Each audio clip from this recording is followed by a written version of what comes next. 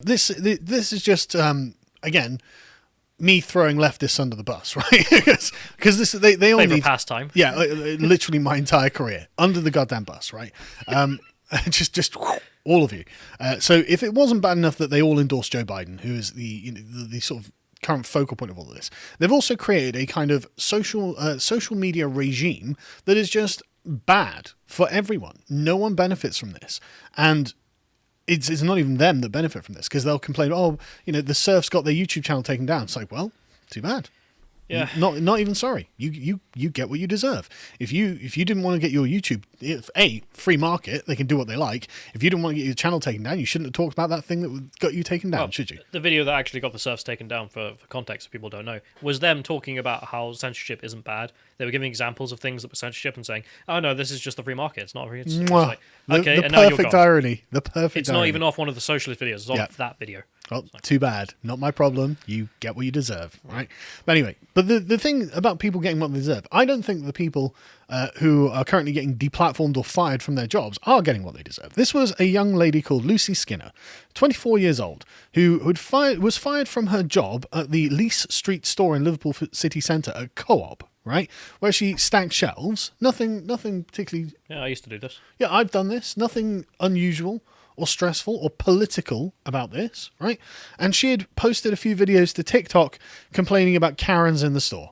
So I would suggest that's totally within her realm of free speech. She's allowed to express this opinion. I used to say much worse things about same here. Some of the nut job customers we had sometimes in the co-op. So. Yeah. And, it's just like silly meme videos that she had made, nothing in any way, shape or form important, but because someone reported her to her bosses and they're like, oh gosh, someone's posted something on social media, she got fired. That's just, in the middle of the pandemic, so it's not exactly easy to find jobs. It's difficult. Sorry, how many customers did this particular co-op lose? Yeah, I mean, I'm amazed that the co-op, I guess it's because it's essential that it has to stay open, so it's not like people have got an alternative shop somewhere else anyway. No, but how many of the Karens she was complaining about were like, take this down? Yeah, exactly. No one was harmed, nothing happened, but because someone complained about something she posted on social media. This scared response that people do. Exactly. And again, it's a cruel time to do it in the middle of a pandemic. I mean, we're in a massive economic downturn. People need the jobs that they have, and over a TikTok video. It's cruel, right? And then you get people who... it gets worse, in fact. Then you get the next one, which is a lady who was fired for using Parler and Gab. Wait, what? The lady, she works for a literary agency, and they found out that she uses these platforms. Not that she had posted anything wrong on them, but they just found out that she uses these platforms, and they fired her for it. Right? The agency is the Jennifer DiChiara Literary Agency in New York, has discovered that this morning, January 25th, one of our agents has been using the social media platforms Gab and Parler. We do not condone this activity. We apologize to anyone who's been affected or offended by this. What? Affected by what? Using Parler and Gab, right? God, it's like if Black Rifle Coffee started firing their interns because, I don't know, they use You were drinking Tumblr. Nescafe, weren't you? no, but like if they had a Tumblr account and they're just like, that's SJW stuff, fired. Based. But no, you shouldn't do that. This is cringe and blue pilled, but that would be based in red No, pills. both of them are cringe. Both of them are cringe. I'm joking. It's okay when we do. You got to understand. That's the leftist position. I know. That's exactly why all of this is happening. All of this cultural, all of this illegitimacy of the king, all of the corruption out in the open is because the message that underlies the whole thing is it's okay when we do it, and that's not acceptable. It has to be one rule for one rule for all. Like, the leftists just keep going too far, and then they're like, but it's fine when we do it, and it's just a race to the bottom. Yeah, mask off. We don't care about justice, is what they're saying. We care about getting ours at the expense of yours. And it's like, no, that can't be... A civil society can't carry on like that. It just can't be done. Yeah, if you knock down every tree to get to the devil, when you turn around, who's going to defend you? Yeah. This lady called Colleen O'Faline, I think I'm pronouncing that right, identified herself on Twitter and said, well, thanks, Twitter and the JDL agency. I got fired because I'm a Christian and a conservative, which probably is a fair summary. Yep. Because why else would that be the problem? because Parler was known and Gab is known for being the conservative, and I suppose you could also say Christian, social media websites. And that's only because They got they're the ones- deplatformed from everywhere else. Yeah, it's not because Gab or Parler are explicitly partisan. Yeah. It's just those are the people getting banned off everywhere else. Yeah, but how did they come to know about this woman having a Parler and Gab account? Well, some leftists trawled through her Twitter feed, and back last year, in November the 12th, she'd tweeted that she'd joined Gab and Parler because they were opposed to social media censorship. Is that right? So some leftists dobbed her into her boss, and her boss fired her for just using these platforms. Like, not even the complaint about the content of what she'd said. Amazing, isn't it? Amazing. And so is this... Is this the kind of society that people want to live in? Because this is the kind of society that the left have orchestrated and engineered. This is wrong. This is not a free society. This is what John Stuart Mill was talking about. The tyranny of society and on liberty. Yep. Anyway, Signal is the latest platform that's ripe for accusations of extremism. And the allegations are coming from within the company. Employees at the encrypted messaging app Signal are worried about the explosion in growth prompted by movers using from rival WhatsApp, which could cause extremism to spread on the platform, which implies that WhatsApp is also rife with extremism. Greg Bernstein, an engineer who left Signal this month, told The Verge that Moxie Marlinspike, which is a pseudonym for the CEO of Signal, was worryingly passive at the prospect of extremists. It's not only that Signal doesn't have these policies in place, they've been resistant to even considering what a policy might be like. And Marlinspike had said...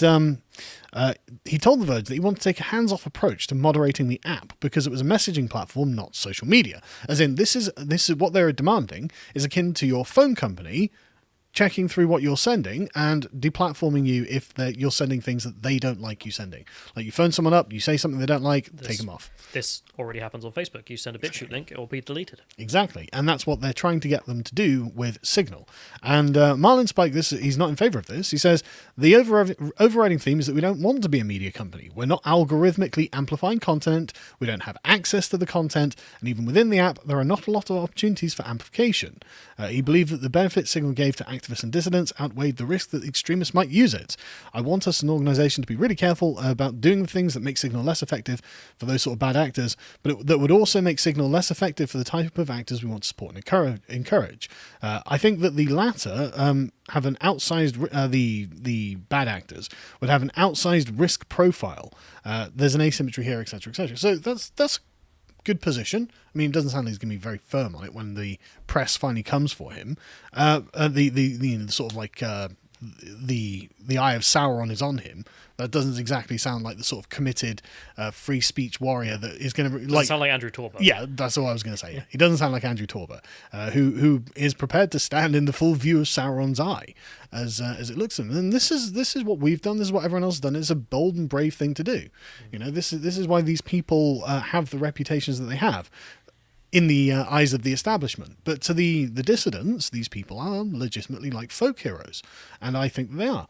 But anyway, so yeah, the trouble in paradise goes right to the top, as we were beginning at the talking about at the beginning, because Zuckerberg is going after Apple now, which is really interesting in my opinion. So Zuckerberg has said that Apple has become Facebook's biggest competitor because of what's going on, and is accusing them of misleading the users on privacy and abusing its dominance. So it's like, oh, really, Mark? Really? Apple's abusing its market dominance, is it?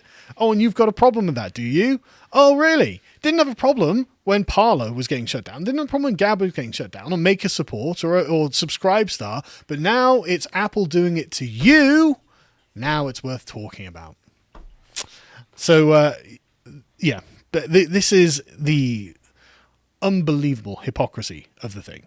Because Facebook own WhatsApp, as I understand it, and Apple have their own messaging system, and it's got a huge market share. I don't know. I don't care, right? But the point is, he is accusing Apple of this anti-competitive behavior, which is just massively hypocritical. And what's interesting is that Facebook also have their own internal, like, free Supreme Court that makes rulings over pages that are removed. We can get the next one up, please, John. Yeah, so I think this is it's in San Francisco. Yes. They're the ones that make all the policy suggestions Yes. and final decisions. Yes, and it's Facebook's new oversight board, and it's just started making rulings. The rulings are not really that useful, actually, for people in our position. They're international rulings, it seems.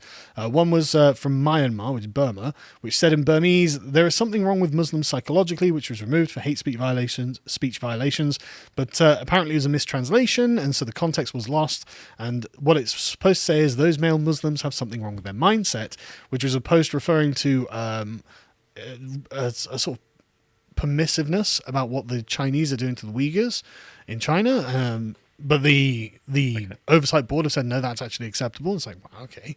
Like, there's something wrong in the minds of male Muslims, which is support for the Chinese genociding them. And Facebook's like, that's fine. Put that back. Another one was a Brazilian one where they'd posted a photo showing breast cancer symptoms, which include nudity, which they restored because it wasn't a sexual thing, it was a medical thing.